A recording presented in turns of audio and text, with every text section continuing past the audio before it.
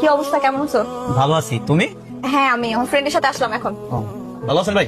জি ভালো আছেন। হ্যাঁ ভালো। আচ্ছা ঠিক আছে, গিয়ে বসো। আচ্ছা,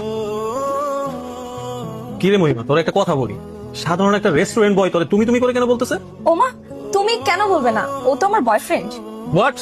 রেস্টুরেন্ট ওয়েটার তোর বয়ফ্রেন্ড? রেস্টুরেন্টের ওয়েটার তো কি হয়েছে, ও কি মানুষ না? তুই ছোট করে দেখাস কেন মানুষকে? ছোট করে দেখবো না? এরকম সাধারণ একটা ওয়েটার রেস্টুরেন্ট বয়, তোর ফ্যামিলি স্ট্যাটাস আর ওর ফ্যামিলি স্ট্যাটাস কি এক হলো? পারিবারিক সামাজিক কোন স্ট্যাটাস দিয়েই তো সে তোর যোগ্য না, তাহলে কিভাবে সে তোর বয়ফ্রেন্ড হয়? তোর চোখে হয়তো বা সে যোগ্যতা রাখে না, বাট আমার চোখে সে যোগ্যতা রাখে আমার বয়ফ্রেন্ড, ইভেন আমার ফিউচারে হাজবেন্ড হওয়ার। কারণ সে তার সময়কে অনেক ভালোবাসে, 8-10টা বকাটে ছেলেদের মতো ঘোরাফেরা করে না, বাইক নিয়ে গার্লফ্রেন্ডকে নিয়ে ঘোরাফেরা করে না। ও তো একটা কাজই করতেছে, ও তো এখানে চুরি করতেছে না, তাই না? নিজের পায়ে নিজে দাঁড়ানোর চেষ্টা করতেছে। আরে বাপের টাকা দিয়ে কি হবে, নিজের পকেটে যদি 2 টাকা না থাকে? একটা কথা আছে না, লাভ ইজ ব্লাইন্ড। তুই ভালোবাসার মধ্যে পড়া তোর চোখ অন্ধ হয়ে গেছে। তুই এখন পর্যন্ত ভালো মন্দ বুঝতেছস না। কয়দিন পরে যখন ওর পকেটে দেখবি 1 টাকাও নাই, তখন তুই নিজেই ওরে ছেড়ে চলে যাবি। শোন, টাকা দিয়ে ভালোবাসা হয় না, ভালোবাসা হয় মন দিয়ে। আর তার সেই মনটা আছে। যেমন দেখ, তোর সাথে আমি এই যে রেস্টুরেন্টে আসলাম, সে কিন্তু কোন রকম কোনো মাইন্ডই করে নাই, কারণ তার ওইটুকু বিশ্বাস আছে, ভরসা আছে আমার প্রতি।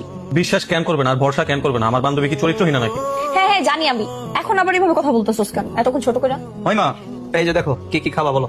ভাই দেখা দেখি পরে, আগে আপনি বসেন। ভাই এটা কেমন জানি দেখা যায় না? সবসময় তো কাজই করেন, আজকে আপনারা কি খাবেন বলেন, আমি আজকে আপনাদেরকে খাওয়াবো, ঠিক আছে? বসেন না। আরে বসো না, এরকম করো কেন?